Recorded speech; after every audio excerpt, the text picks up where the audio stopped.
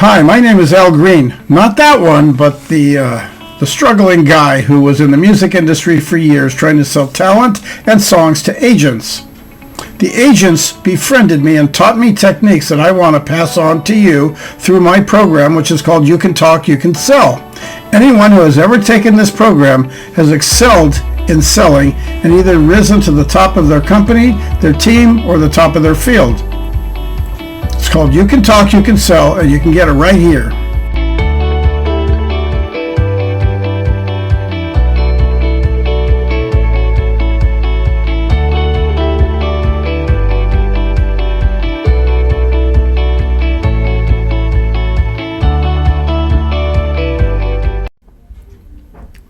Hi, Al Green.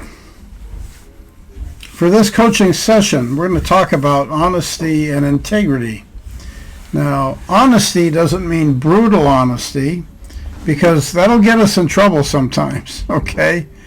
What we mean by honesty is everything that we do as salespeople, as consultants, has to be on the up and up, and there can't be any trickery involved.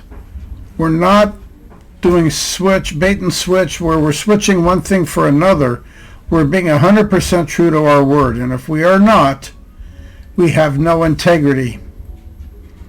So one of the places that I like to talk about with people is returning phone calls, for example, or telling a person you're going to be there at a certain time. When you make a commitment to somebody that you'll call them tomorrow at 10 o'clock, do everything in your power to call them at 10 o'clock. Otherwise, it cuts away at your integrity. I myself got in trouble once for calling somebody out on that. They said, absolutely imperative, you have to be on the phone with me tomorrow at 10:30. I said, no problem. I was ready at 10:25, and then that person didn't call or show up or answer my call. And they said it was extremely important we talked exactly at that time.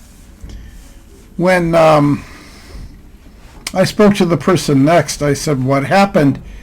You told me I had to be available at 10:25, and then you were nowhere to be found. And the answer I got was, well, I got tied up in traffic, and I said, well, didn't you have your cell phone? And the message I got was, well, you know,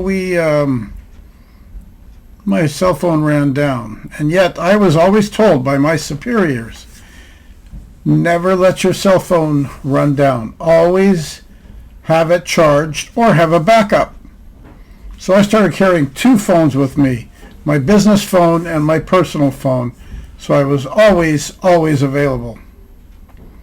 And the reason why is because people want to have the concept that they can get in touch with you. They need to talk to you. And the phone is one of the easiest ways to do it. So the integrity that you show is by being a person of your word. If you ever say you're going to do something and you don't do what you say you're going to do, you're going to be finding that people will never forget. People will constantly be reminding you, you said. If you haven't heard that, then that's a good thing. But it does happen. Honesty is when you don't fool a person by saying, yeah, you can do this and it'll immediately happen, when you know darn well it might not immediately happen. I've seen a lot of salespeople make that mistake. And it doesn't come back to bite them as much as it comes back to the company, and then the company gets on their case and reprimands them for that.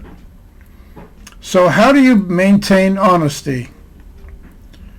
I think it was Abraham Lincoln, or was it Mark Twain? No, it was Mark Twain. Mark Twain, who said, if you stay honest, you never have to remember anything. And that's 100% true. But honesty means this. If you find a way to cut corners, it better be legitimate, and it's not going to be underhanded. We don't do anything. We learn how to do things a certain way. But if we want to push the system, we do it legally. And there's ways to do that. But if a person says, whatever you do, don't give out my phone number, do not give out their phone number. If a person says, all right, I'll see you tomorrow at 10 o'clock, you better be there for them at 10 o'clock. Because if you say yes, in their mind, you have made a commitment. A commitment is solid. That means you said you're going to do it. And how many times do you have to hear from somebody, you said you would do this. You said the product would do that. See, every time that happens, you're basically spiting yourself by not being 100% honest. When a person asks me a very lofty question that could make or break the sale, if I'm a little bit more honest about it, even though it might cost me the sale, at least if they do buy, they know they can trust me. I learned that from a very, very successful salesperson. He sold land. And how many times did he buy land when somebody promised certain things? Like he said, he bought some land he wanted to build on, and he asked if the area was zoned, and they said yes, and it turns out that it wasn't, and it cost him tens of thousands of dollars to straighten that one out. And yet, if the guy had said, no, it's not really all the way through, the guy would have bought the land anyway, but the guy didn't know that. So out of his own insecurity, he decided not to be 100% honest because he really didn't know and he didn't check it out first. So that means if you're selling a very high-class piece of equipment or a piece of land or real estate like a house, or if you're selling yachts or aircraft, you might want to be 100% honest. And there's lots of ways that people mistakenly are not honest. They make mistakes because they haven't investigated. It's just like this.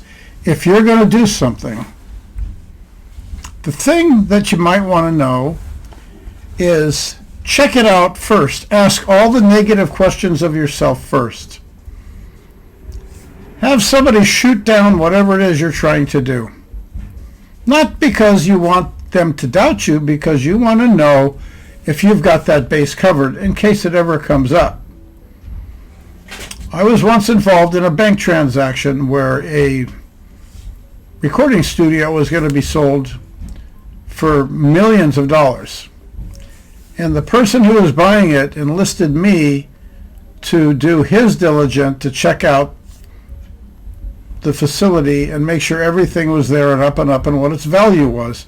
So basically, as a consultant, I went and I did an inventory, and I told him what it was worth, and I gave him the exact numbers, and I met with the owner that was selling, and I said, can I go over these numbers with you so I can report them to the buyer?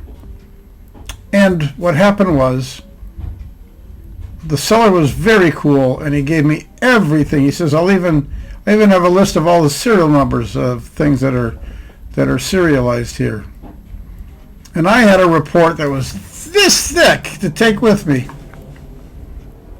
And what ended up happening was, the day when we were closing escrow, we had to meet at the bank between the owner and the buyer.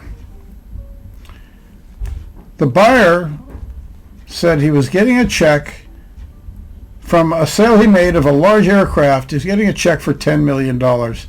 And he was going to put down a $2 million deposit. We were going to meet at the escrow office to finalize the transaction. Everybody was set. We had to meet there at 10 o'clock sharp. I had to drive way into a different town, and these people also came from a different town, and everybody met at 10 o'clock.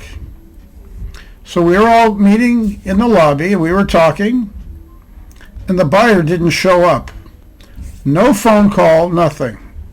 I, at the time, had every way of getting in contact. I had a phone and a pager, and I called this guy over and over and over. He just didn't show up.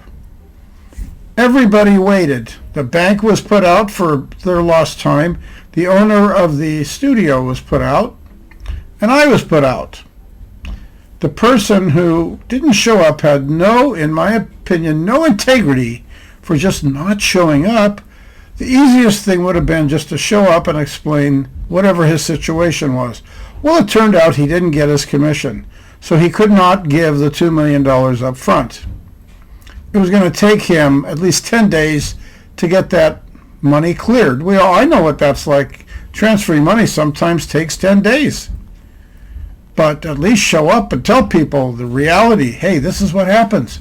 Show some integrity. Well, it killed the entire transaction. I lost a lot of money on that particular venture because of all the time that I spent doing this guy's work for him. He barely paid me back for it. I charged him for my time, and that really didn't mean a lot to him, and he paid me for it, but he never picked up on the transaction, never an apology to the owner.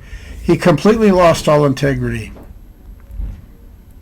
And he appeared to be dishonest because he told him he would be there and he wasn't there. He said he would have the money and he didn't have the money. So you see what happens if you slip even in the slightest way. It appears by some people that you're doing it deliberately and that you're not an honest person.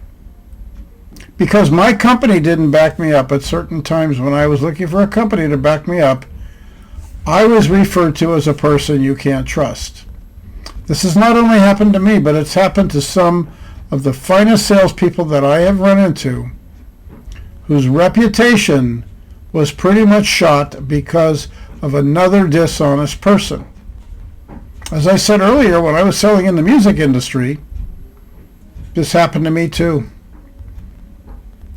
And the person who stood me up made me look like I was standing up the other person.